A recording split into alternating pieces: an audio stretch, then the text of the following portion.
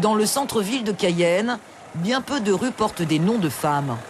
La rue Madame Paillet fait figure d'exception et son parcours l'est tout autant. C'est elle qui a financé la construction d'une des plus anciennes écoles de Cayenne, le Collège Nonon.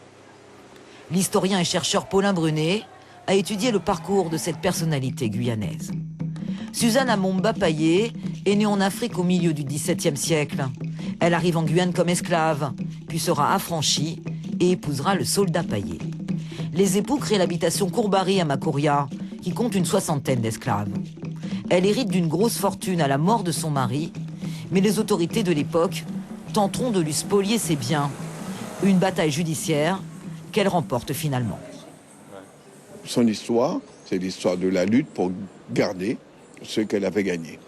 Et la page merveilleuse de son histoire, c'est que à sa mort, elle a fait un testament pour que sa fortune puisse servir à l'éducation des jeunes, et notamment issus de l'esclavage. Et c'est ainsi qu'avec cette somme, on a pu construire ce qui est actuellement le Collège Nonon.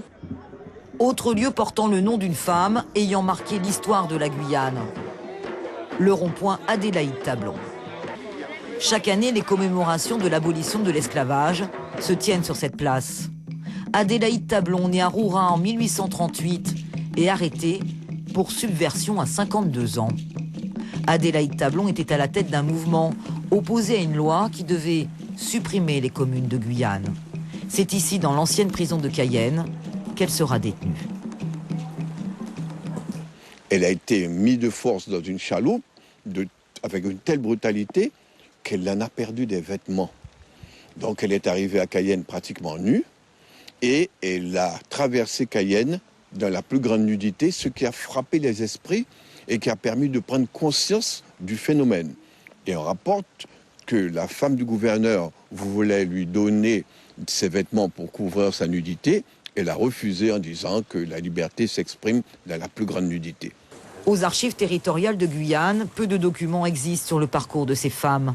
Quelques références, comme l'élection de la première femme élue au Conseil général en 1954, Antoinette Léveillé.